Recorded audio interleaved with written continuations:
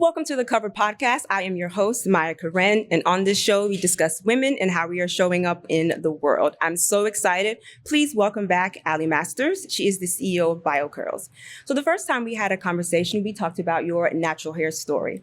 But we were just talking off camera, and number one, we realized that the conversation was not over, and we hit some pretty uncomfortable topics, and we wanted to bring it to the forefront, but we also wanted to introduce more ladies.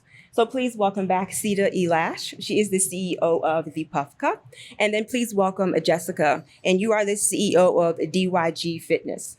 So our aim for this conversation, because all of us sitting on this stage are very passionate about the subject that we are getting ready to talk about, which is natural hair. So our hope is that you guys would have some self-reflection, grab your sisters, your uncles, and your mothers, and let's have a conversation about natural hair.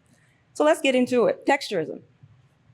The definition or basic definition of texturism is a form of discrimination or bias against people with curly, coiled, or textured hair. It is based on the idea that hair textures closer to white are more acceptable. So, Ali, when did you realize that this was an actual thing? I would say for me, it was more when I was pretty prevalent on like social media. And that's when it really started in terms of people commenting saying, well, it was a mixture of being called one poodle. And then on the other side of people saying, well, you have the more, wanted hair texture. So speaking on, issues of people calling me like mop or bird's nest, which I still get a lot of, messy and unkept I still get, or too poofy. And then there's people that disagree with that and say like, no, like, that's the texture that everyone is glamorizing, and that's what we're seeing more in terms of brands and partnerships and what you're seeing on TV and things of that nature. So it's definitely a place where that's why I think a lot of it is important to me, is because there's so much depth and a lot of it is surface level. A lot of assumptions are made, and I think it's important to talk about on a deeper level in terms of that mental health aspect and asking ourselves, where is this genuinely coming from? And, is this something that we are only going to talk about because you're seeing it on social media, or you're seeing it on the media, or is it something to talk about because you're genuinely hurting, or you don't feel like you're enough, you don't feel like your hair is enough? There's so many different aspects. So when I started seeing the comments for years now, and it's something that is incredibly important to me because I want people to see the beauty and who they are as individuals and not as what others have to say or what society has placed upon them. So you got both comments. You got some people who were calling you poodle, but then people were also saying, well, no, your hair texture or your hair type is actually the coveted hair texture. Yes. Yes. Now I'm going to go to Sita, but because it's very clear that two of you have two different textures. When did you realize texturism was a thing? Texturism has been a thing since I was a kid, but they didn't give it a name. Okay. A title like that. I agree with that. So it's always been around. I mean, it's been around since slavery. This is not anything new, but I think it's more in the forefront. It's more in your face, and it's more of people just really discovering their personal journey and where they're going to be in this conversation. And I think that, it flows from all ages. I think now, as mothers, daughters, aunties, sisters, and friends, we're more acceptable and embracing of each other, but there's still so many of us that have a long way to go. And I think and I know, I'm not gonna say I think, I know it's a self-awareness, and it's a self-acceptance. And with the texturism, there comes colorism too, because there's a whole, that plays a big part of it. And we have to have these open conversations to literally open the door to say, what can we do and how can we think differently to accept the way God made us, period, and stop putting emphasis on the texture of your hair, which really does not matter. It's about who you are. It's about your soul. It's about your character. It's about your personality. It's about what God put you on this earth to do. And if you're made in His image, you're beautiful, period. So I think social media, just like Ali said, that's brought it to the forefront, but also there's a whole bunch of social media bravery that will allow people to say things that they would never say in person. Absolutely. that I've been dealing with. I didn't even tell about my story, right, when I realized it. But I don't want to take over the conversation. But it's been around for years. I transitioned in, and didn't even know it was called a transition then. But I stopped chemically straightening my hair back in 2006, and I remember that time. That was before curly was a thing, period. And I remember my great aunt was in the hospital, and I went to go see her, and I had my afro out. And at that time, I really didn't know what I was doing with my hair, but I was determined to do it, whatever it was. And we were in her hospital bed, around her hospital bed, my cousins and some of her siblings. And she was like, "What are you gonna do with that hair? Because you look nappy." And I was like, "I'm not gonna do anything with it. I'm just gonna be me." And that took a lot, because I'm talking to a 90-year-old woman. But I'm talking to a 90-year-old woman who I had to have empathy for, because she was light-skinned. She was, had the better texture in terms of all of her siblings. So it was me having understanding of where she was coming from, and then also not apologizing for who I am and what I was doing. Absolutely. Jessica, do you have an example? When did you know it was a thing? As Sita said, like, I've always known it was a thing. As she mentioned, it just didn't have a title. But I feel like I've been dealing with it, or have dealt with it since I was a child. Even as a kid, you start comparing yourself because you see other people's hair and you're like, oh, why isn't my hair as straight? Or I want my hair to look like hers, or your hair is, the comments of your hair is nappy, or your hair, you need to go fix your hair, and I think even my mom, like, the first time she permed my hair, I believe I was probably like 8 or 9. And it was a thing, it's going to be easier to manage, and so it's like, we've been conditioned by our parents, who at the time, I feel like they did the best they could with the information they had. And I don't think that they understood how detrimental that was in teaching us to not appreciate our own hair, by saying, okay, you need to change this in order to fit in, or in order to appease, the greater society, or whatever people expect of you. Other things that I've experienced, I was just telling Allie as we were riding up the road, is that I do wear a lot of, I wear weave and like extensions, because I'm an entertainer. So I'm constantly changing my hair. So when I do wear my hair out, people are like, oh my God, like, you have such a nice texture hair. And I told her, I was like, who established that? Like, where did that come from? Who said what kind of hair is good hair?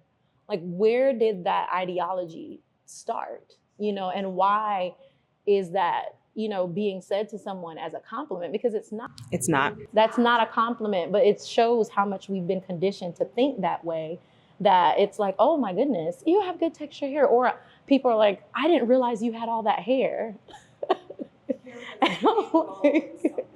And it's like, again, people pin that to you and make it your identity, as you mentioned, when it's not.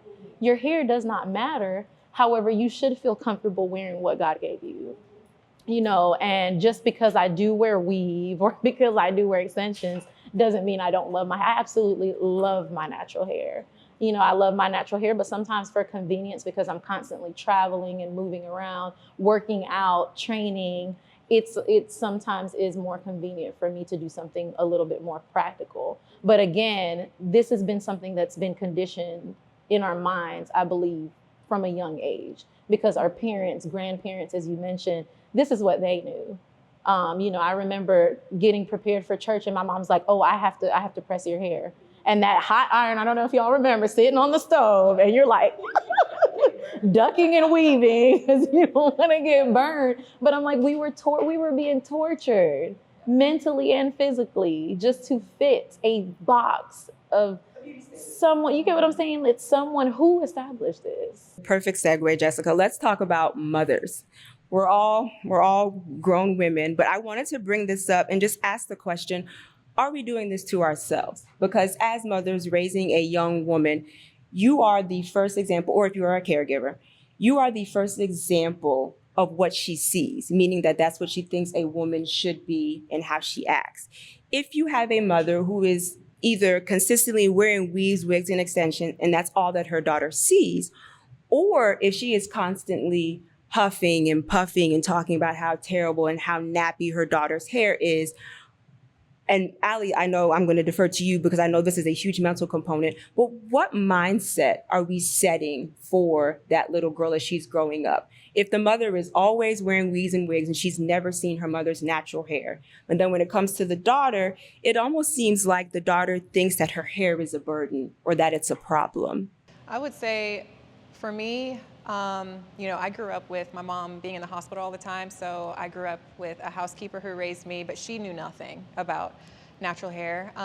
She was wonderful, but I will say I have vivid memories of, at that age, with my hair being like big and poofy, of that it was hard to manage. I remember that, like, someone always saying like, oh, this is difficult, or like you have to sit still and like this is gonna take a while, or kind of just grunting and complaining while doing my hair. I was taking that in as a child, so I was kind of being like, I'm difficult.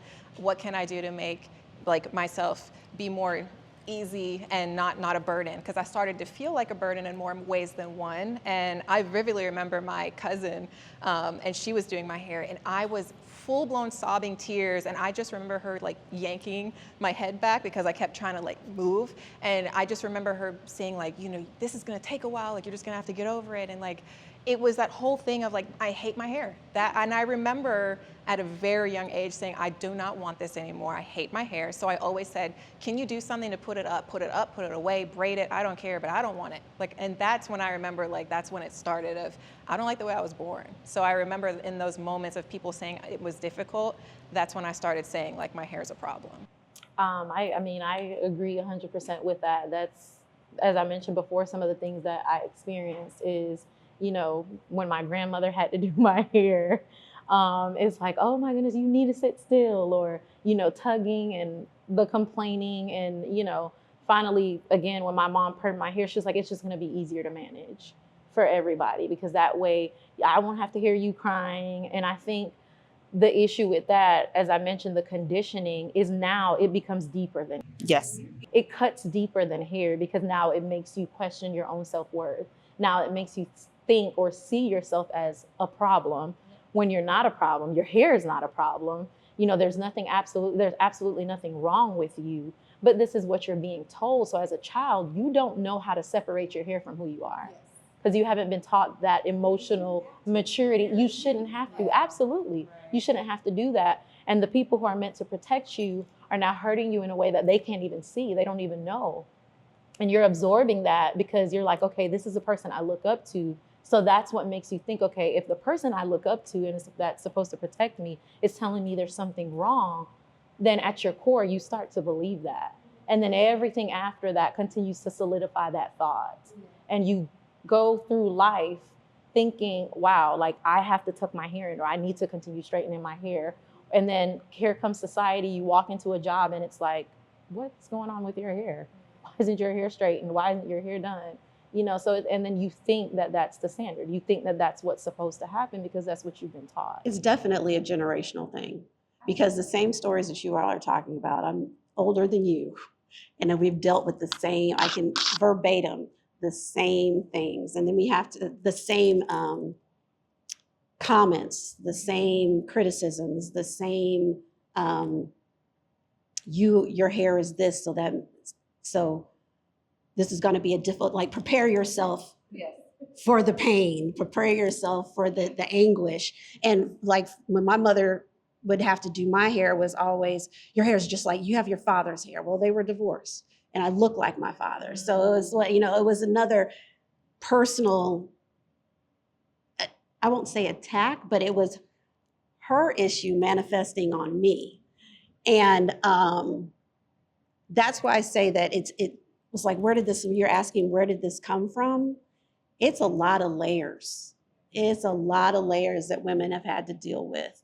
And where did it start? I've done some research, and I know it started when it came to us as Black and brown people entering the workforce with white people, period.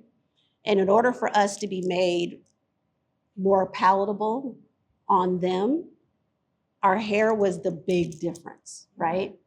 So we went through straightening our hair in order to assimilate, point blank. That's where it came from. And then it became you could be more successful or have less resistance in your career or path or whatever if you played the part and looked the part. So, I mean, and then from that point of our parents and grandparents wanting you to be successful, wanting you to have every chance that you could and not have you be held back by simply as the state of your hair, of course, they're going to be like, you got to straighten it, because that's what they were taught. But then it came down to the fact, it's like, wait a second, we started to realize and open our eyes, it's about my talent. It don't have nothing to do, don't make me cuss. It don't have nothing to do with what's coming out of my scalp. Is that more of, right, is that more of your issue than it is mine? And then on top of it, it's like, was it really, I mean, after so long, was it really the white man who was having, or the white woman who was having issue with our hair? Or was it us amongst each other having more of a problem with what your hair looked like, what texture your hair was, or your hair was straight, or whether it was curly? I've talked to more women now that it's been like, yeah, my white boss never said anything to me, but my Black mentor definitely had something to say to me when I interviewed or when I started the job. And it's like, okay. So it kind of sounds like we are sacrificing manageability for self-esteem. I don't think it's manageability. I think it's, I'm sorry. Because my hair is never, my hair does not need to be managed. People need to be managed. My hair doesn't need to be managed. What I do know, there was a deficit on knowing how to take care of my hair. Just like anybody that called you poodle, tell them come see me. Because I was like, I don't have a good poker face, but it's like, that's comparing you to a dog. Yes. Let's not do that. Yeah. But the whole thing was, we were never given the proper tools when it came to straightening our hair. The proper products and products that were not destroying our hair, but actually helping to maintain health of our hair. We weren't given that.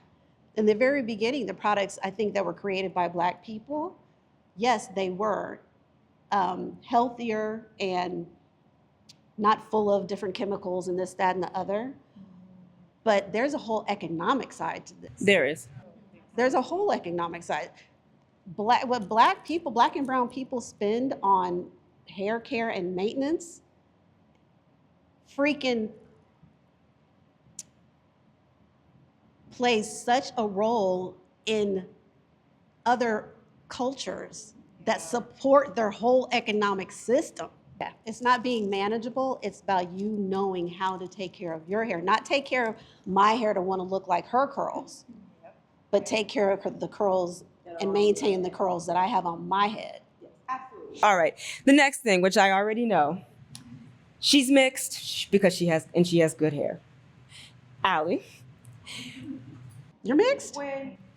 When people first see you, is that the assumption, or do they just think you are a light-skinned Black woman? I get both. Okay. And it's a touchy subject for me because of my adoption. So, and I don't know anything about my biological parents, but I just strictly was not wanted. So for me, you know, the majority of the people I've come across, no one has ever really said directly to me, you know, oh, it's because you're mixed. It's really just, they're looking at me in a space of like, you know, well, you can't complain. That's the main main comment that I get. And it's interesting because growing up, you know, in middle school, that was the big thing. You know, of course, you know, my skin complexion and I straightened my hair all the time. So a lot of the comments was, well, your hair moves and, you know, has all this stuff going on. And like, that's not the case for us. So it's kind of like getting isolated because of these things. But at that age, I didn't understand it. I was not understanding hair into that depth. I just knew that it was a problem curly, so it just needed to be straight. And so when I was hearing all these different comments about it, and then my skin complexion coming in at that age, genuinely no one sat me down and had this conversation with me. So I was very confused. And so that was hard. But as I got older, I knew that I started talking to other people who with different textures, and everyone's stories at the end of the day, it's interesting. We have the same foundation of like, we all hated our hair. That's what it was. And so I think for me, I get really, I get sad when I get a lot of comments like that today on my social media, and I always make it a point to reply back to people that compare their texture to mine, because at the end of the day, I don't want anyone to ever feel unworthy, unloved, unheard. They need, my platform is a space to be vulnerable. I want you to tell me that, but I am not going to sit here and say like, LOL, I'm sorry you feel that way, or like, sending love. Absolutely not. I am going to remind people of who they are. You have a story, your hair tells a story. Your hair has history, it has meaning, and at the end of the day, it's not, like you said, it's not about the texture, it's about who are you? How do you want to show up? Do you want to let society dictate your every move? Because that's not a way to live. And so what I say to people is bigger than just their texture. There's so much more meaning behind it. And so I get really passionate about it. So I make it a point to really let people know, like, we need to have this conversation. And I want to create a safe space, because I tell you, a lot of people are saying, you hate yourself if you don't love your hair. You wear wigs, you don't love your hair, you don't love yourself. Like, it's the delivery is disgusting. That's not how you talk to someone who's hurting. So I could go on all day about it, but yes. So I will make my experience very short. And I've had this conversation with both of you. Jessica, you might not be aware, but as my community has grown, I'm beginning to get comments myself about being mixed. I identify as a Black woman. So just like with you, Allie, whenever I talk about things on my channel, I use curly, I use coily, I will never use nappy. That is a derogatory term. We need to move away from that. But I'm beginning to get the comments, and like you and I have talked about, just the mental component behind that. You ask me what I am, I tell you I'm Black, and then you ask me, am I sure? Or then you want to go down my lineage. Okay, well, you said your mother is Jamaican. What was your grandmother and what was your grandfather? I'm Black, don't worry about it. Yes. I feel like it's very divisive. But my next question is it just hair? And I remember, Allie, you did a reel about this, so you can start it off. Is it just hair? Absolutely not. And it will never be just hair. We wouldn't have laws written to protect us. We wouldn't have microaggressions in the workplace. We wouldn't have people having to get pulled out of class. We wouldn't have students not being able to graduate. It's never just hair. Sita? No. No. Like I said before, and I think it's very evident, there's so many more layers to this. It's never just hair. It's hate in one way or another. And to tell you all, none of us are Native Americans, so we're all mixed sitting up here. All of us have more different biological, DNA backgrounds, right? I just did my ancestry, and I've got all the way from northwestern, Wales to the Cameroon to Irish. There's no, unless you are like Black African, we're mixed up with everything. So we have to, again, it's one of those things, it's like, are we gonna get caught up in the word? Are we gonna let the word have that power? Or are we just gonna really just let back and be like, no, I'm me, okay? Just like you said, I am me. You don't have to dissect my background. You don't have to dissect how thick my lips are, how wide or narrow my nose is, whether I have waves or curls. I am me. I am me, and love me as for me, accept me as for me until I prove otherwise. There's no reason to keep digging into trying to give someone else power into what they think you are. I agree 100%. I would say with hair, obviously it isn't just hair, but I do feel like your hair, it is an identifier, but it is not your identity. So it identifies it identifies your history, you know what I mean, your heritage. It tells us where you come from. It tells us what makes up, your story, your family story, but it doesn't determine or define who you are as a person. And I think people, it's so funny though, because, you know, we say it's just hair, but then people turn it into a culture. And I don't mean culture as in heritage, but I mean culture as in a culture show. So, you know, people will say, oh, okay, you know, your hair is this, your hair is that, but here you are replicating what's naturally ours. We get it naturally, and then there's other people who want that look, you know, and they turn it into, oh, I can get my hair done like this too. And I could, so no, it's not just hair. It's the same thing as like you said, identifier. It's the same thing in our voices. When you can hear whether someone is got African in they soul when they talk. You know what I mean? Like when they pick up the phone and you can tell the person is black. You can tell. Right, you can tell. Maybe other folks can't tell, but like, I love that you said that. Right, I can tell every single time. There's only been one time I was like, wow, I really had you as white, but no, you weren't. But it's still like, I love the way that you put that. That Jessica put it's an identifier, just like is it Kate Middleton? Is that Harry's wife? Harry is Meghan. William is Kate. William and Kate, yes. I'm sorry, Meghan Markle, right. Like when I saw her at the grocery store on the magazines, I was like, that girl got some color. But what you look straight for them edges, and you know, The right? edges will always tell you. Did any of y'all see Bridesmaids with Maya Rudolph? Yes. That's when I knew. Yes. I don't know if they forgot about that day to touch it up, but I was sitting back in my chair and I got a little closer.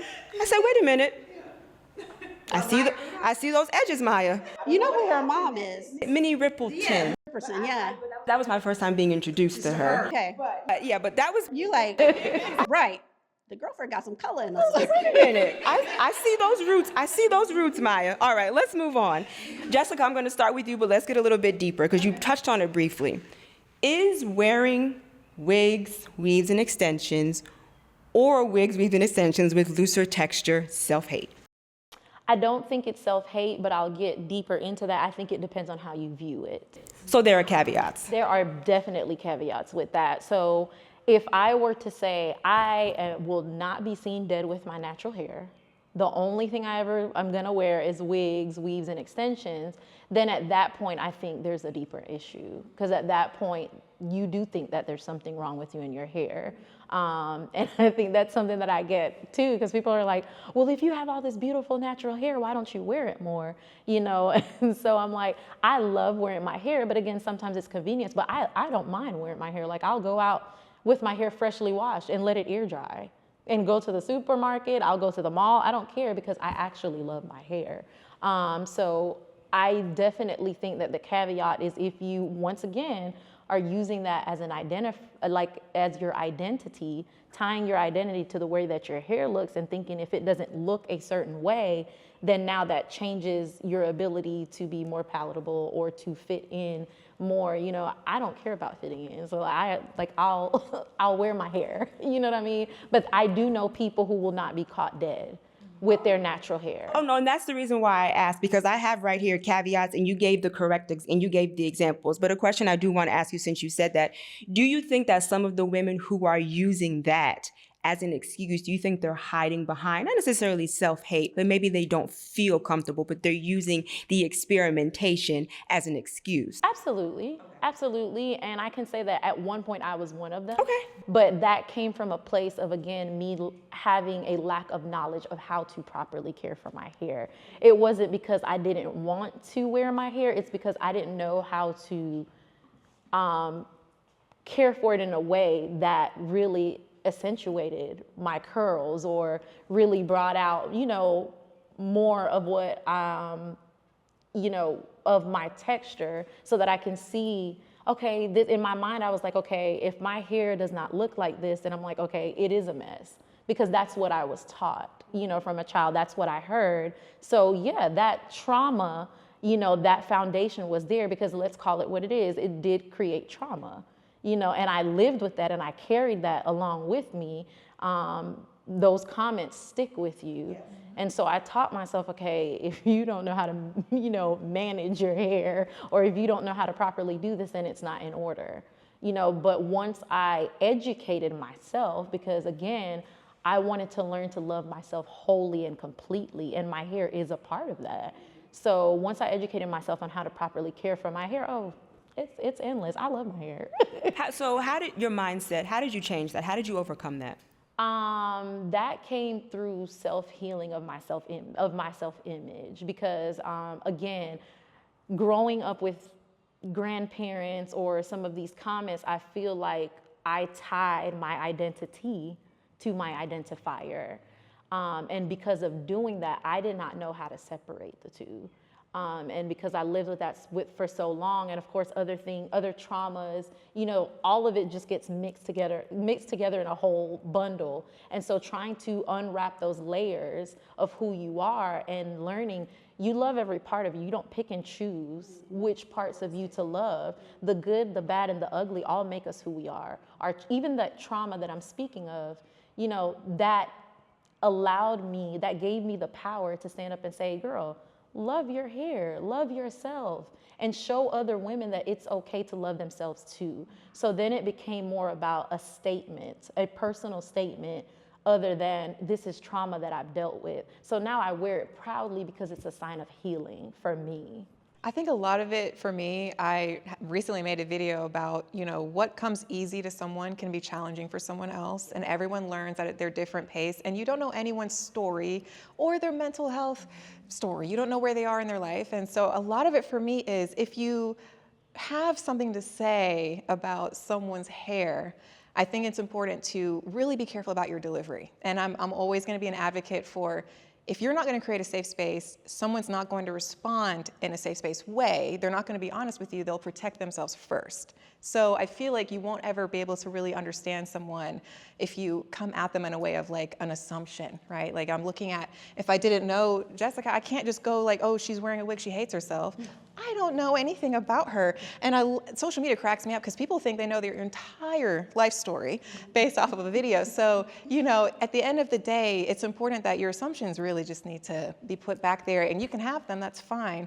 But to voice them and to target someone and to think that you know everything about them is incorrect. And so when I see people wearing wigs, that is never my thought. I'm never like, oh, like she definitely hates herself.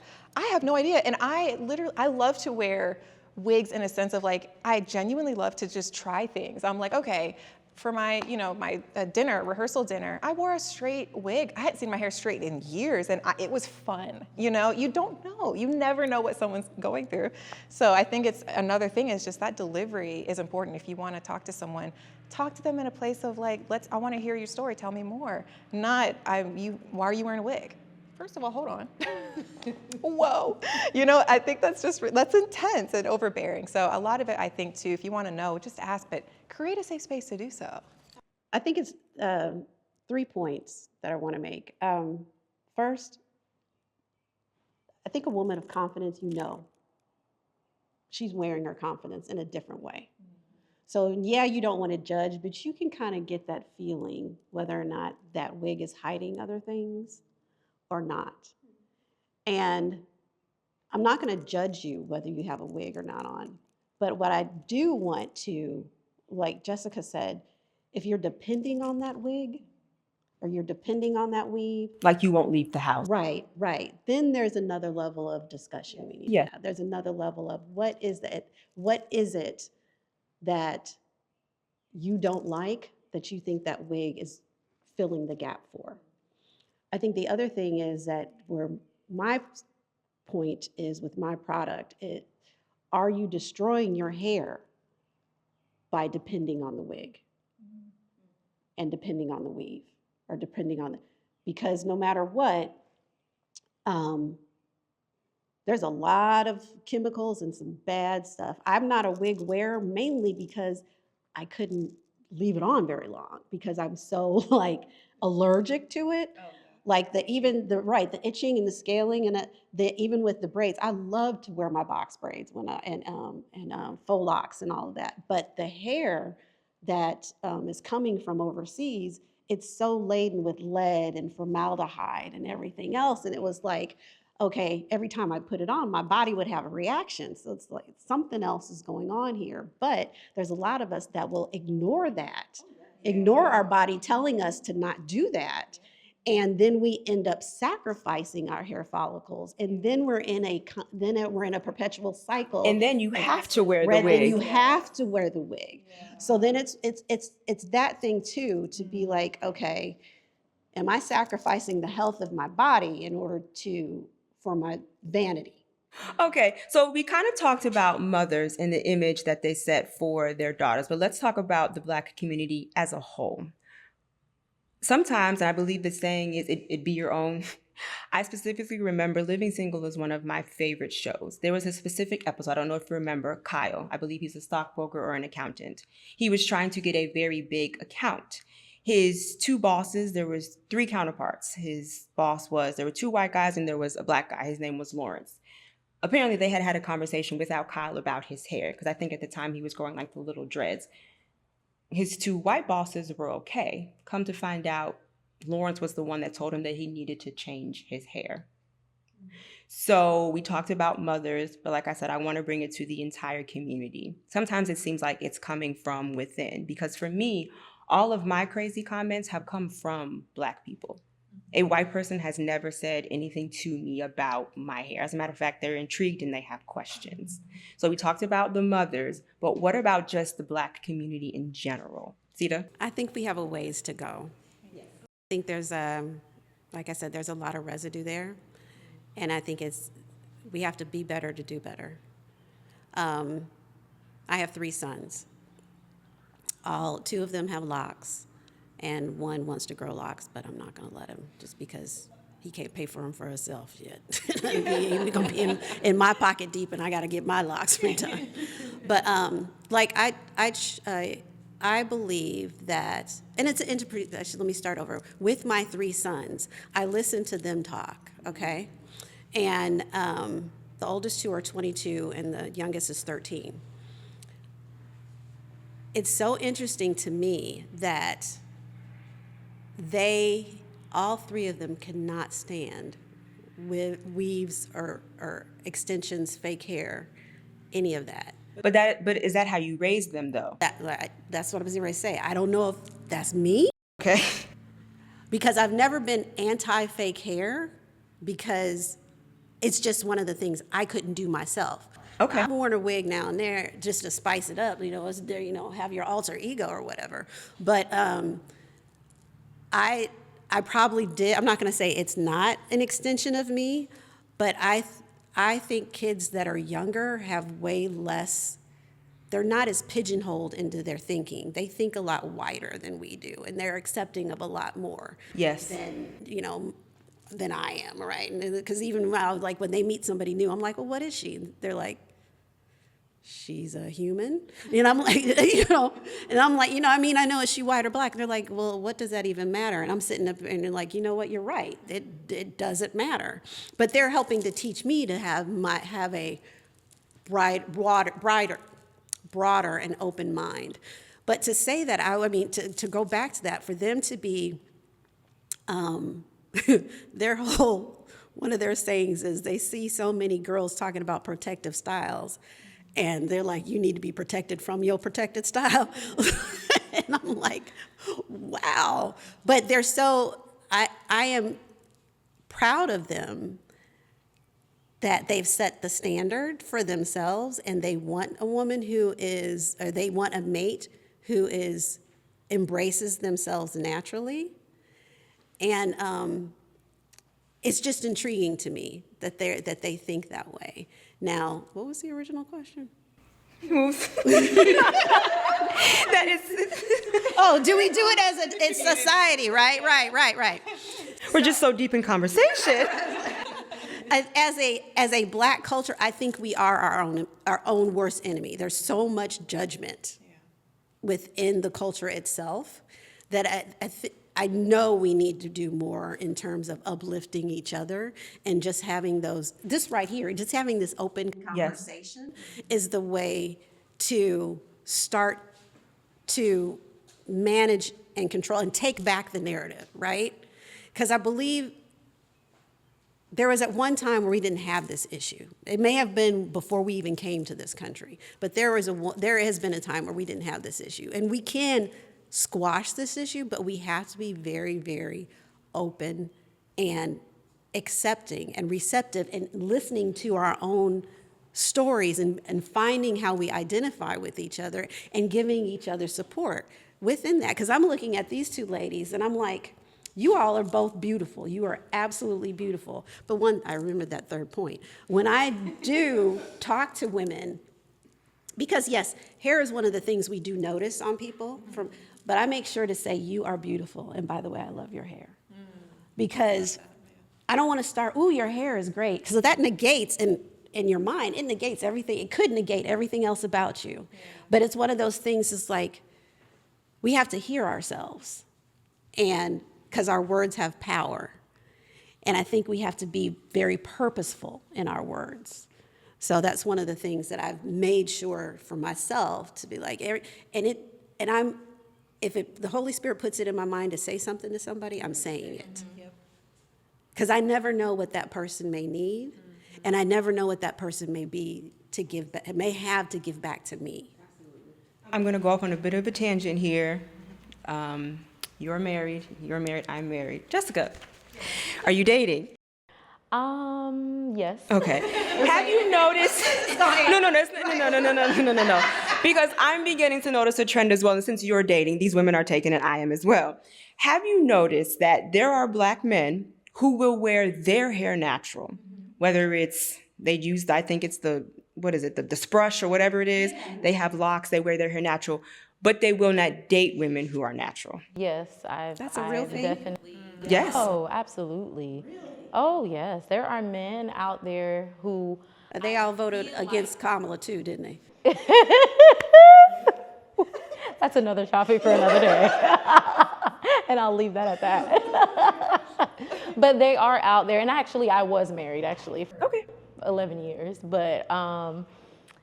yes, that's a thing. There are men, like I've had somebody literally DM me, like when I've shown pictures of my hair, like natural, like after a fresh wash, and me like fully clothed, going out with my natural hair, and a guy has literally said, hey, you need to straighten your hair. Your hair looks a mess.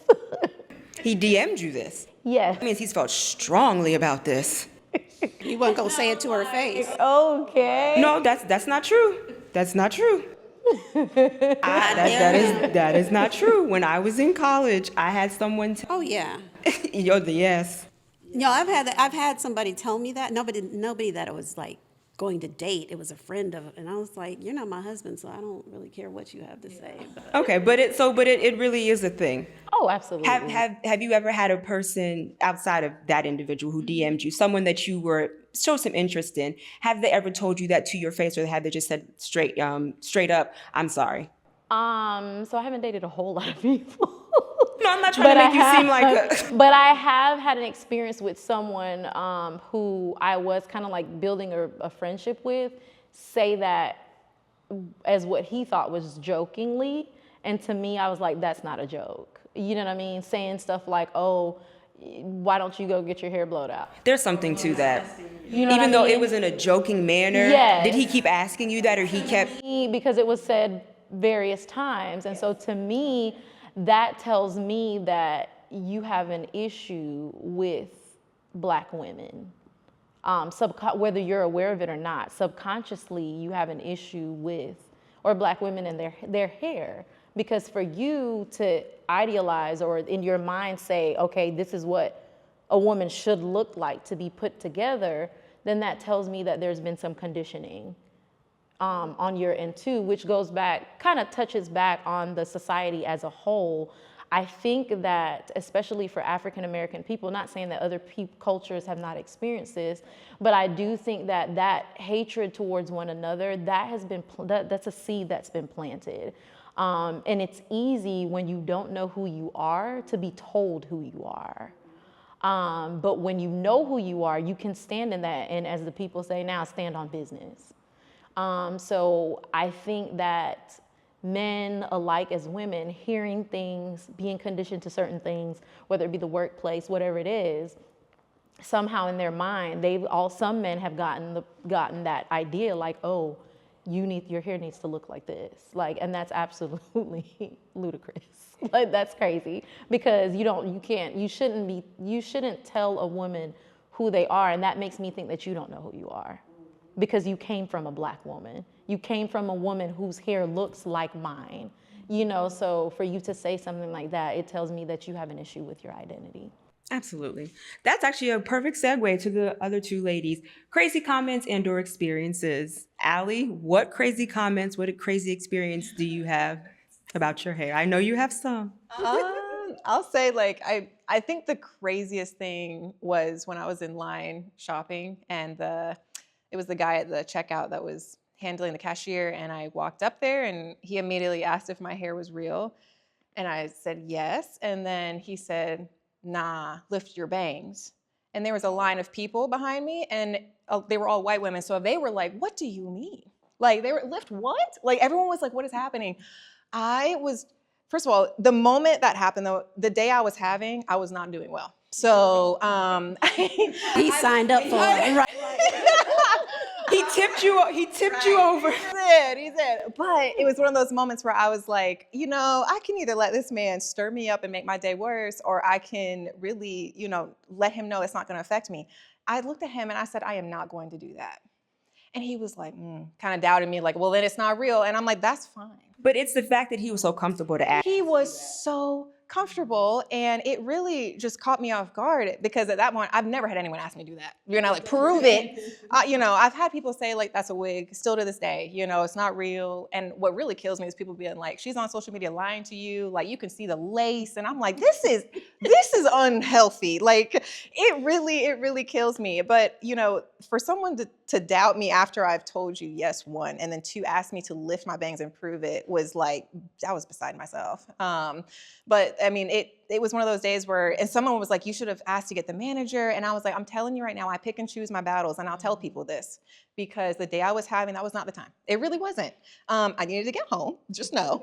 But I was like, in my way, I did my due diligence in not giving him the pleasure of me proving myself. And you could tell he was embarrassed because I said no. So, but that's probably the craziest. Sita, I know you have one. I'm just tripping off of her. Lift your bangs? Lift your bang. That's bold. It's very bold. That's very bold. It's like the fact that you think that you're that comfortable with me that you, wow. I mean, Or that I owe you anything. Yeah. Like, that's crazy. It was, yes. he signed that check. You should have just cashed it, honestly. But I've had some. I think the craziest one probably was when I first transitioned. But like I said, this was way before the curly revolution and all of that, the curly journey. And I was at church, and one of my husband's best friends, and this is when I did the TWA, so I cut it all off. And he was like, I just want you to know I liked your hair before. And just kind of like an aside drive-by comment. And It's in casual conversation, like that was. no, he knew what he was doing. He knew what he was doing, and he thought he was making a point, but it was like, first of all, I didn't ask. I love you, but I really don't care that you liked my hair before. And this is about me, it's not about you. So here I am, almost 20 years later, still rocking my natural hair, so. I would say for me, the craziest one, because I was literally minding my own business. I was sitting downtown Charlotte, Blaze Pizza. This man runs in. Now, mind you, this is an eatery, right? I'm sitting there eating my pizza. He makes a beeline for me. He completely passes the line. He taps on me, and he was like, you are so gorgeous, but I could never date you because you have natural hair. And? But it just caught me so off Yeah, I thought that's what you would have said to him. I'm looking like where? Are you serious? But I didn't get a chance because then he walked away. So what? People are crazy. People are crazy. Are you serious? Yes. But it caught me so off guard, and then he just walked away. That's the part where I'm like, what was your goal? What was the He walked away was like, I want to make her feel bad. I just want to drop this bomb on her. Right. Are you kidding me? And he was natural. He had dreads. Ooh, there's so much more you could have said to him while he was on the way out. But it caught me so off guard. Right, though. right. And then you didn't even wait for a reaction. You Right. walked away. Because he didn't want a reaction. True. He wanted to leave you in. What you think it was? He wanted to drop that in there. Right, and then, right. Okay, so Sita, corporate. I remember we were having a conversation and you talked about, and it can be briefly, but we talked about you've had conversations or you've been in the rooms with C-suite women who don't feel comfortable, beautiful, or they don't feel like they can be accomplished or they won't be taken seriously. You've been in those rooms, right? I remember from our conversation. That is really a thing. There are Black women who truly feel like they're not seen, they're not heard, they won't be taken seriously, they can't be accomplished. Especially because when you start going, like C-suite is CEO, you're an executive. There are really women that are saying these things and they are willing to, whether it's straighten their hair, get a silk press every 2 weeks, there are really women who feel this way. There are definitely women that feel this way, that feel that way. And the thing is, I believe it's more of a counterpart issue than it is how they are seen amongst each other, than it is actually the raising, like their executives that they're with. So this kind of goes back to the living single Kyle and Lauren's situation. So this is amongst them. Yes, and I've had comments from women that say that, it wasn't my white counterparts that said anything to me. It was my Black counterpart. Are these above, the same, or below? It could be lateral or subordinate. It's all around, but they're saying it's not really, from what I understand, it's not. I think it might be in the minds of other executives that are not of color, but they won't say it. But other executives that are of color, they feel bold enough or emboldened to say something. Do you think the reason why they say something is that they may think that looks bad on them? That's a good question. I always count it back to jealousy of some type. For me, I don't know. Because it's like, you're not helping me with that comment. What is it that may be lacking in you that you feel like you need to address this with me? That's what I often wonder. Because my thing is, if you're at that level, you all need to be lift as we climb at that point, right? So and it may be a subconscious thing. It's one of those things that I'd like to dig into more, to have those conversations, because those conversations I feel are there and they need to be had and they want to have those conversations, but there's a certain level of fear and intimidation that they don't have, the safe space to have those conversations. So in Fort Mill, there was a former stylist that I was going to just for trims. I do all of my hair care in the house. I was going with her, and I just flat out asked her, I said, what is the deal? And she told me a lot of her CC clients are just people who are in corporate. They will come to her every 2 weeks for wash, blow dry, and press and curl, or press. They'll say a straight natural. A straight, that made me sound old. Anyway, she just flat out told me they just don't feel comfortable. They don't feel comfortable. They don't feel seen. They don't feel like they can be successful. They don't feel like they can go up in their career. So, Allie, have you noticed anything, or do you have any experience with corporate? When I was in corporate, my first job out of college was an accounting firm. And I was the only Black person there. There was no people of color at all. So that was something I immediately noticed, and I was a little anxious.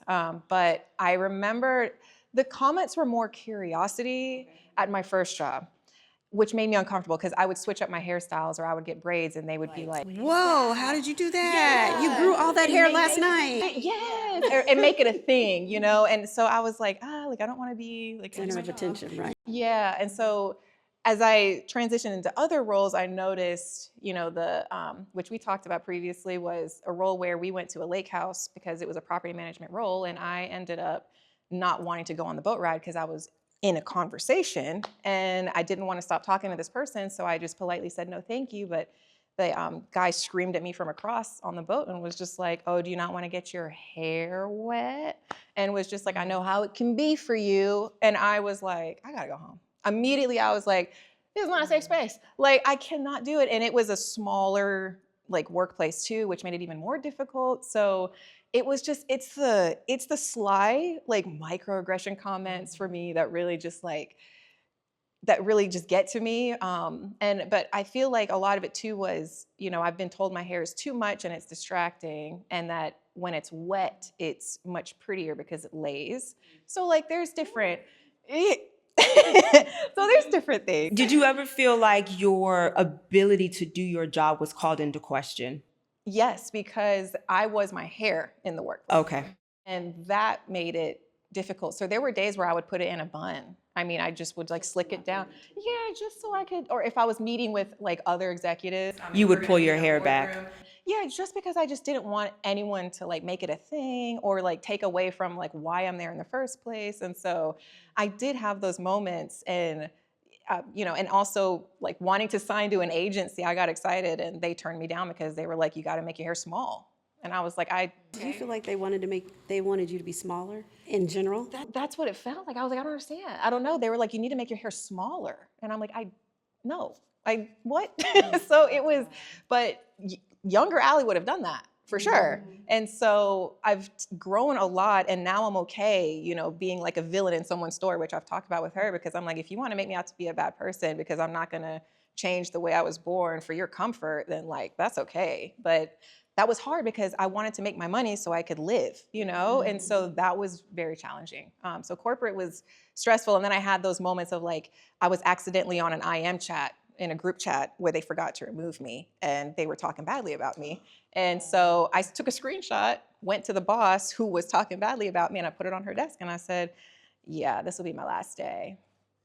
And luckily I told HR about it, and they said I didn't have to work my last 2 weeks. So they were just like, we'll pay you. And I was like, Because they didn't want a lawsuit. They did not want a lawsuit. So, corporate stressed me out, and I hate that it even was a thing, but I'm in a place now where I'm like, I'm here to do my job, and I do work, for myself, and I also work for my family business and helping my parents retire, and I'm grateful to be in this position. But if I had to start over somewhere else, I'm gonna be walking there with my head held high and let them know real quick, like, what's that? Because absolutely not. Jessica, so you are a fitness and you are a musician. Yes. Did you ever work in corporate? Yeah, absolutely. Story? I've never had like a personal experience that jumps out in my mind, but I have heard other women make comments about themselves. One comment that in particular that sticks out is I've heard an African-American woman or Black woman say, oh, my hair would look more professional if I straighten it. To you or other? To me, yeah. It's like she said, oh, I'm gonna straighten my hair because I feel like it'll look more professional. I've heard that. And I am like, what makes you think that? Like why would you, yes, who wrote that rule that having straighter hair is more professional? Because this is our hair, like this is what we were born with. So, that saddens me because the fact that she sees herself as needing to shrink to be professional, is really sad. That tells me that someone at some point has told her or conditioned her to think that your hair is not acceptable as is. Right. And needs to be modified. Right. And we do also want to acknowledge, like Cedar brought up a little bit past, and then we'll move on. We do want also to acknowledge that back then we did have to have a certain look, or we did have to straighten our hair in order to have a front-facing job. But we're past that. Yes, we are so past that. All right. Special events and pivotal moments. For those of you who are not on social media, there was a young woman by the name of Chloe. She is a personality. Back in 2023, she made the statement, "Do not bring your natural hair to my event." She went viral. The responses were not good, but her statement, because I did a commentary video on my channel, on my YouTube channel, and going back when I had to do my commentary, at first I was mad. I wanted to cuss her out. I wanted to gather her and tell her about herself, but then I became sad because there was something in her life that happened. Someone said something to her, and there was some type of experience. So I remember when I was getting married, there was an individual who asked me right away, was I going to straighten my hair? And before I could say anything, Mama Bear told me she's not doing that. And Allie, you and I spoke about weddings. You wore your afro. But there is this narrative out there that when it comes to very pivotal moments in our lives, I even remember hearing someone talk about they had to do their daughter's hair for a funeral. That was the first time I heard that. But is there any experience, and Jessica, we can start with you, where you felt like your hair had to be straight or it had to look a certain way?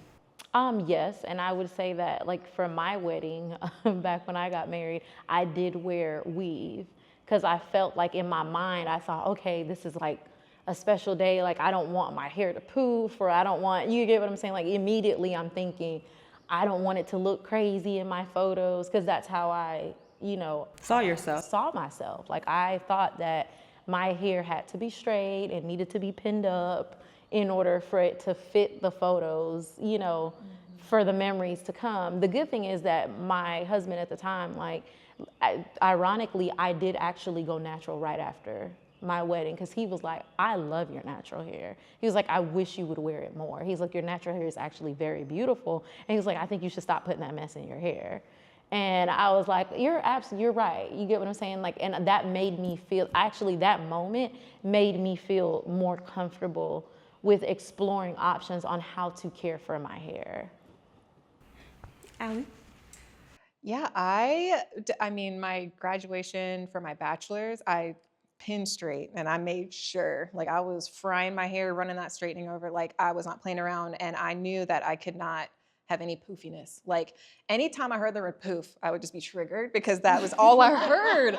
Like growing up, it was like, it's so poofy. Like my hair was never really pinned straight unless I had that relaxers done. And then I stopped relaxing and it would still straighten it and it would just like grow, especially in the humidity. So I was so embarrassed all the time. And so I was like, not today. Also, it's my graduation.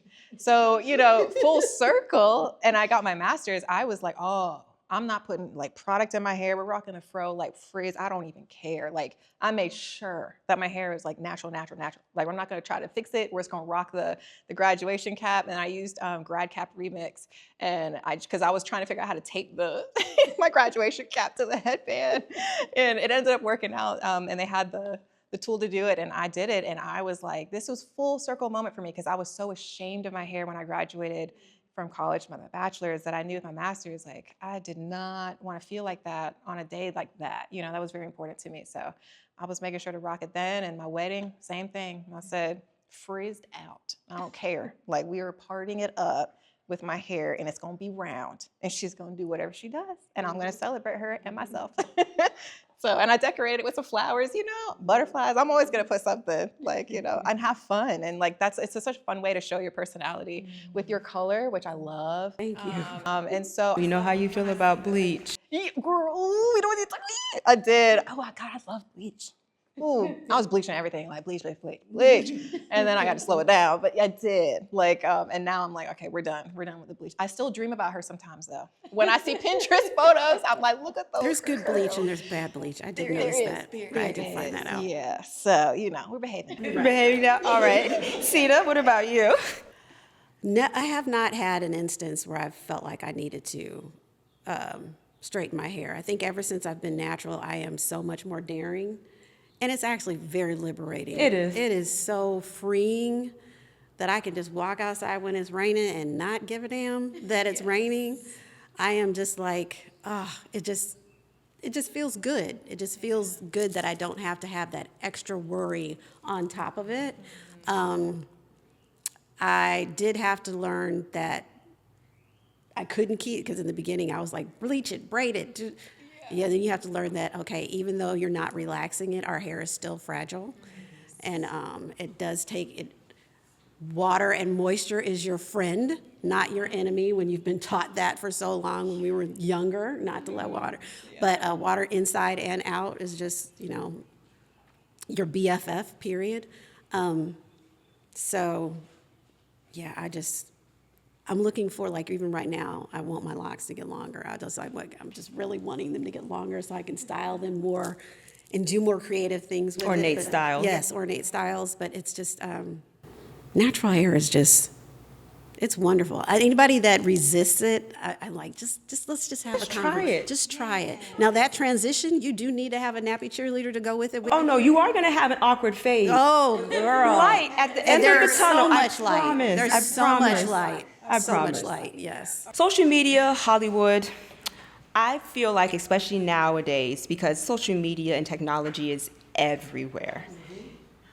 social media can shape someone's perception of reality, or it can play a part in how someone views the world. With you being a musician, when it comes to your audience, when it comes to producers, managers, has there been anyone who has kind of pushed you for a certain look? And the reason I'm bringing that up is because I am a former watcher of Love and Hip Hop Miami.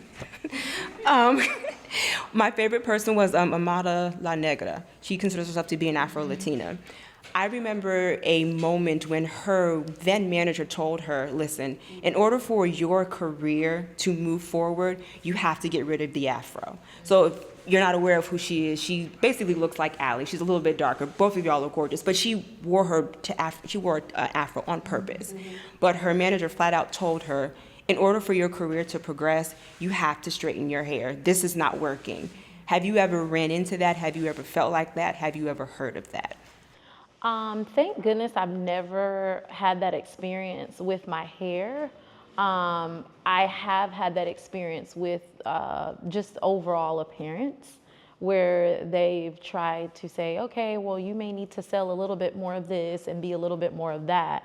And for me, I've always, if I can't be who I am at my core, then it's not for me. The opportunity is not for me, because I think a lot of people in the industry now, and this is like an even deeper conversation, end up committing suicide. They end up on drugs because of identity crisis. Because again, because you don't know who you are, you have someone driving you in a direction that is opposite to what resonates with your soul. And anytime you do that, you are going to die inside, because you're literally killing the core of who your highest self is. And no one should ever have that kind of power over you, no matter what. I truly am a believer that the opportunities that are meant for you will be for you without you having to compromise who you are. I love that.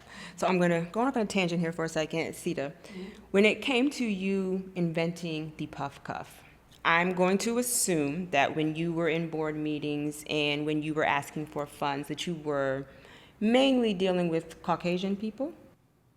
So, let me. And the reason why I'm wasn't in asking, corporate. I've never really been in corporate. okay, but you, as far as being a CEO of a company and for funding and things Oh, like that, yes. Okay. I'm I see what asking you're saying. because Yes. when you're asking for that money, did people see value in what you were trying to heck do? to the nah. Okay.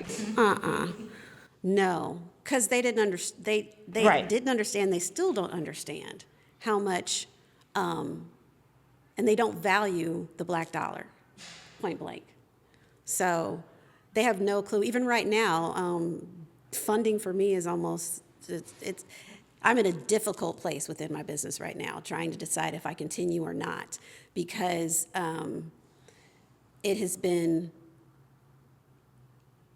almost impossible for me to get an investor, even though my product can be used by 65% of the world's population. Even being a black business that's a tool, not a consumable. Everybody has a consumable. Being a tool is a totally different ballgame in terms of a small business and bringing your product and keeping your product in the market. And then social media right now, it's again layers to this, but and it's not just me. It is not just me. There are so many other small businesses that are owned by black and brown women. Men too, but mostly women, because we're the ones starting businesses like, way more often than any other race. We're totally underfunded, under-resourced, under everything. And we are creating products that aren't necessarily only for black people. These are products that are, we are engineers. Women are engineers, period, naturally. We look at stuff and we like, okay, we could do this better if we had this. You know what? I figured out a way to do this better. And we do that in our natural lives. Just a lot of us don't. Some of us don't bring those ideas, to market or whatever. But we're natural fixers. We figure out stuff. And but we're undervalued in terms of what we bring forth to the world. Yeah, I would agree. I would agree. All right, we're going to move on to this next question. And I think for me, because we said that we were going to be open and honest, I think for me, there's a little bit of self reflection for myself. I'm starting with you, Jessica, and just a general question to you, ladies. The way that you wear your hair, do you wear your hair to let people know that you are Black or that you identify as Black? That's a very interesting question. I'm glad you got it first. And the reason why, and I guess I'll just go first. And my mother and I had this conversation all the time. The reason why I'm talking about it is because by trade, I was an independent adjuster and I used to travel. I was in Texas and I was in a very secluded area with a lot of Middle Eastern and Indian individuals. I was in Walmart. I'm minding my own business. I'm taking things off the shelf, and there is an Indian man staring me down. I said, okay, maybe he's having a bad day. I go to another aisle, and it happens again. I said, maybe they're having a bad day as well. But it happens a third time. I said, okay, there's something to this. So then, funny enough, I was on break. I go to an Indian restaurant, and there's a wife, a husband, and 2 children sitting right here. The husband is eating his food, and the children can't see me. The wife is staring me down. It was at that point that I realized, okay, she thinks I'm a mutt. She thinks that someone from their community had relations with, because I mean, They're trying to figure out you out. It kept happening. Okay. And the reason why I'm saying that and the reason why I'm asking y'all that question is because outside of heat damage, I don't typically wear my hair straight. And I think now having conversations like this, the reason why I don't, outside of heat damage, is because I want people to know that I'm Black or that I'm fully Black. Because as my community grows, I keep getting questions about what I am. And it's typically Black and Indian. So that's why I was asking the question. So I probably should have given the backstory, but that's why I'm asking you that. Yeah, no, that's an interesting question. I can't say that I've ever purposely worn my hair a certain way to prove that I'm Black, but I have had questions of people asking me, "What are you?" Because of the texture Yes. of my hair. My curls are, I mean, my hair is, it's tight curls, but they're not super, super tight. So a lot of times I get that question of, oh, you know, the good hair, Yes. good texture thing, as we mentioned earlier. Or another thing is because I actually speak Spanish, people will immediately be like, "What are you?" And I'm like, I'm Black. I'm Black, you know, definitely Black, fully and truly. So that's the only experience I've had in that perspective. I can't necessarily say that I've ever, that I was ever in a position or where I had to prove that I was, but through the way I wore my hair. I think for me, my biggest want growing up was I want to be able I want to embrace my hair proudly in the state that it was like meant to be. So like as is. Like I don't want to ever feel like I have to buy 1,000 products or make my hair lay down or make sure that it's not too much or, you know, and I, especially with like frizz, which is so interesting that so many brands and products are like pushing like anti-frizz, definition. And I love that. But I don't want people, there's people that genuinely think frizz is just damage. And that breaks my heart. And I'm like, okay, we're getting away from the plot here. Your hair is, the thing about it, and I say name your hair, is for a reason. Because I'm like, hello, Tina. You need to get to know your hair. Spend time with your hair. Like, you know, when you take care of one another, you learn so much when you treat it the way you want to be treated as a person. How do you want someone else to treat you? You treat your hair that way. And it's gonna be, you know, it's like sisters and besties, and y'all are gonna fight, but you are gonna learn so much about your hair, and you're gonna learn to love it without having to feel the need to prove something or to manipulate it. Or, you know, before you walk out the door, you're not gonna spend time being like, shoot, like, oh no, it's too frizzy, or it's like puffing up, or, you know, it doesn't look right. You're gonna be so much more confident in how your hair is and as is. And for me, when I'm wearing it, I am proud of my frizz. I'm proud of it being poofy and puffy. You know, I used to hate when someone said that. And now I'm like, oh, it's puffy? Yes, it is. Yes, it is. And I'm proud of that because I'm like, that's just my hair. If that's what it wants to, that's the way I was born, that's the way I was made, then absolutely, like, yes. But I think for me, I want people to know I am proud of who I am, you know, regardless of my background. black, white, this is this is how I was born. It's not like I can sit here and try to rewrite history and take it back. I can only move forward with what I know and who I am and walk boldly in my power. And that's what I tell people to do always. As long as you're proud of who you are and you're unapologetic and you're not apologizing for it and you're not trying to make yourself smaller or dim your light for the comfort of others, then do the thing, you don't need to prove yourself to anybody. You just need to prove yourself to you. That's it, period. So you need to show up and show out, take up space.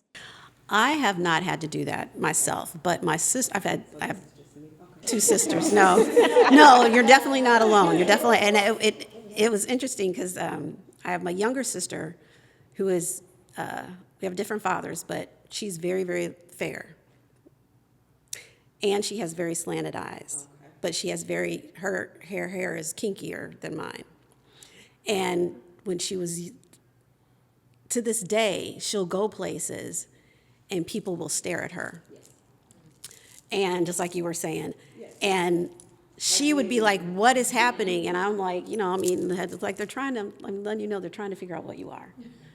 And she's like, what do you mean? It's like, because you're very light skinned, you have slanted eyes, and your hair gives it away that you're black. So she's gotten more confident in herself. She's 10 years younger than me. She's gotten more confident in herself, but she used to experience that too. And now she has locks, so it really is So people are really confused. Right, really are super confused, right. And then I have discovered an older sister by doing Ancestry.com. And she is also very fair-skinned and has very silkier textured curls, very loose, finer curls. I thought I looked like my dad until we found her, and she looks exactly like. But it's interesting because I say this all to say I found her on Ancestry. She got on Ancestry because she wanted to prove to the family that she was raised with that she was black. Because she was so light, but all of her cousins and all of her, were very dark. And they used to tease her and harass her, saying, you're white, you're half white, you gotta be half white. She's not half white, because my dad might be kind of white. There's more white in him, but she got majority of the whiteness. But to say all that, she's still black, but it's like, you have a woman who is grown trying to prove to her family that she's black and goes on Ancestry.com. So I can relate to, it didn't happen to me personally, but I can definitely relate to what you're saying. Okay, so in this group, it's just me, which is fine. And this is why I love having these conversations. But like I said, when I first asked the question, this is a moment of reflection for me. I love big hair.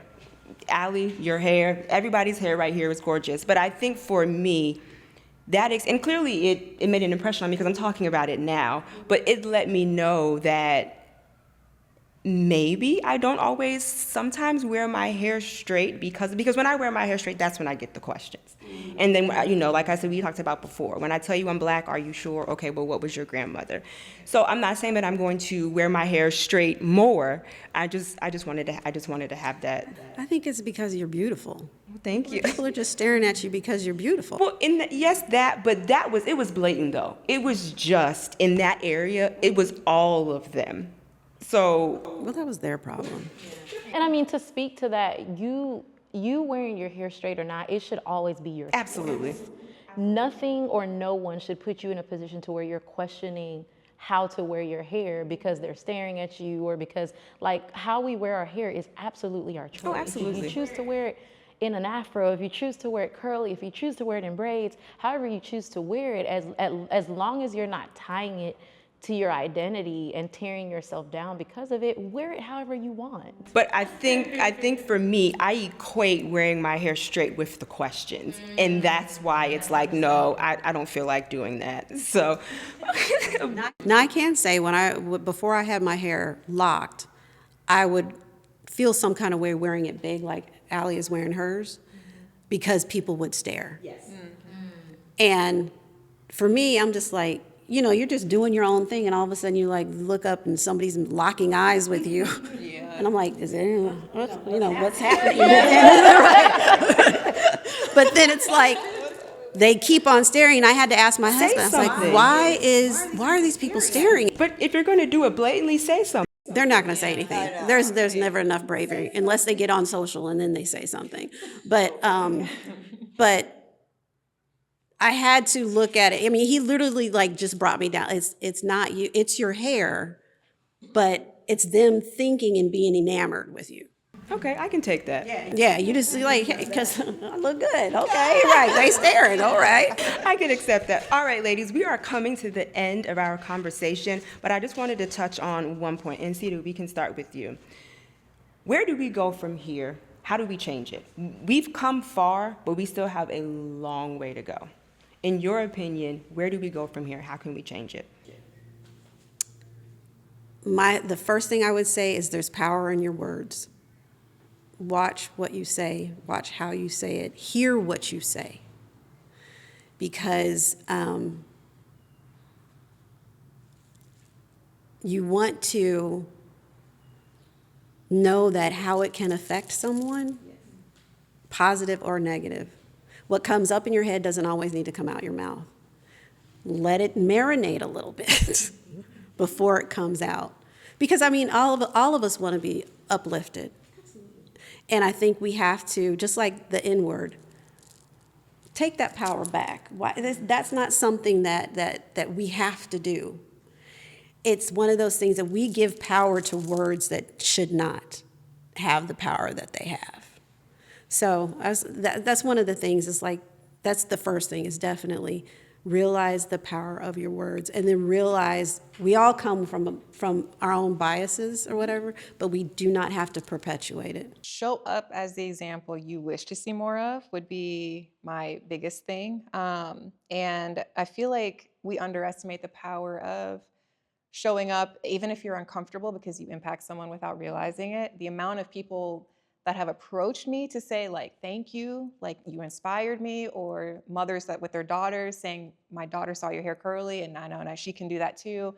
It's those things that I know I'm doing what I'm supposed to be doing. But at the end of the day too, if you're someone who's still learning to love your hair, I'm gonna piggy off of this, you have got to stop talking badly about yourself. And I will say, in order, if you feel like the only way to feel seen is to feed into that negative connotation that my hair texture is not good, or like I have like a difficult texture and like it's the worst. If the only way you feel seen is by feeding into that, there needs to be a time and moment of reflection, and we need to dissect it. We don't need to feed it, because all you're doing is feeding that fire, which is only burning brighter, and you don't want to let that consume you, because that will become your entire identity. I have difficult hair is not an identity that needs to belong to anybody. That is something that society has placed, that they're hoping, that you'll continue to live in, because a lot of people can profit off it. And I don't feel like that's a space that we need to put ourselves in. And I think at the end of the day, it's what you're repeating to yourself in the mirror that's gonna count. And I know it can suck, and it feels like if you look in the mirror and you say, I love my hair, and you don't feel it, you're saying it.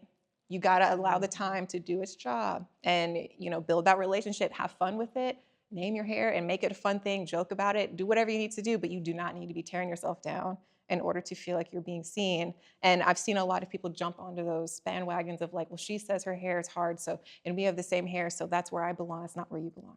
That is not where you belong. You need to remember your power. We all have it, but I think a lot of us feel like we can't speak on it or show it because you're gonna feel like you're stepping on someone else's toes, or you feel like you don't deserve it. But at the end of the day, you deserve it more than anything, and you need to be kind to yourself and kind to your hair. And I know it can be done. It's not an easy journey, so I don't ever want to hear people say like, just love your hair. It's not how it works, but it's a process. It's a process. Yeah, it's a process that you need to be patient. That's why I'm always saying, give yourself grace. My goodness, you don't have to do it overnight, but like, don't let it go. Won't come overnight. That's the other thing. It will not. Yeah, it's a journey, but that's why I'm always tell people, if you ever feel like you just need someone to remind you, I'm always like, just DM me, or email me. I have Zoom calls with people coming up just to remind them, like, you're hurting, girl, I got you. Like, let's talk about it. It's fine.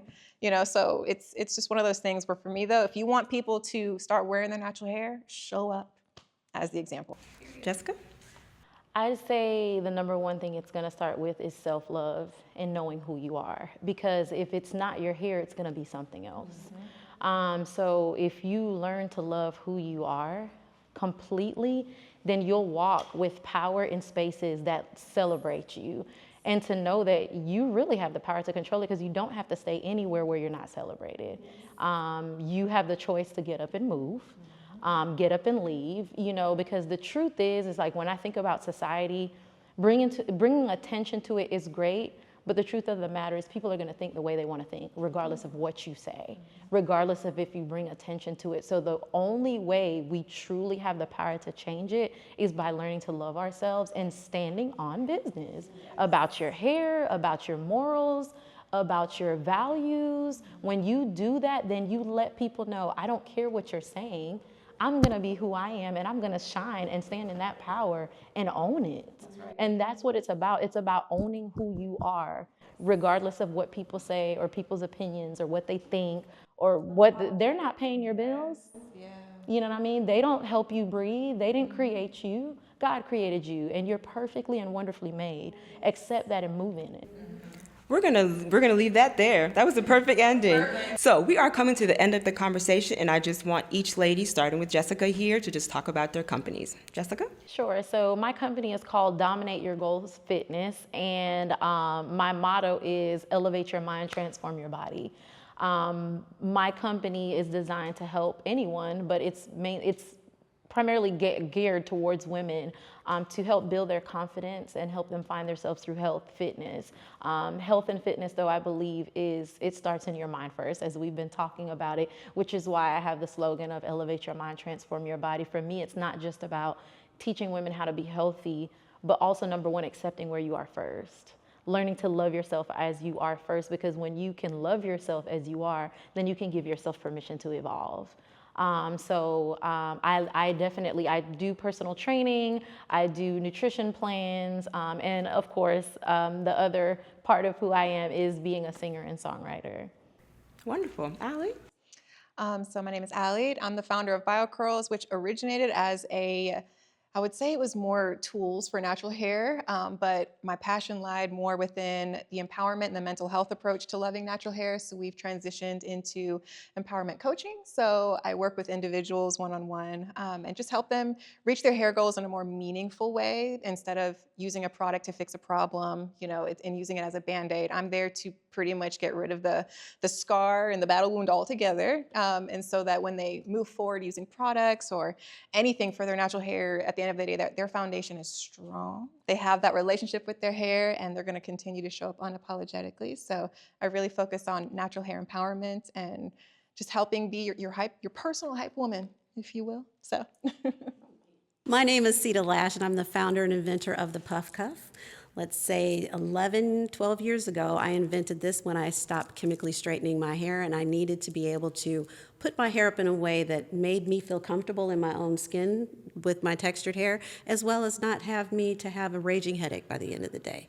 So this is the alternative to elastic bands. The way you use it is you gather your hair first, you clip the Puff Cuff around, and then our hair naturally grows out, so your hair expands into the cuff, which keeps the hooks closed. So there's no tension, there's no headache, there's no hair damage. And I just invented this tool, again, to fill a gap that was ignored by other hair accessory companies, especially when it came to people with textured hair.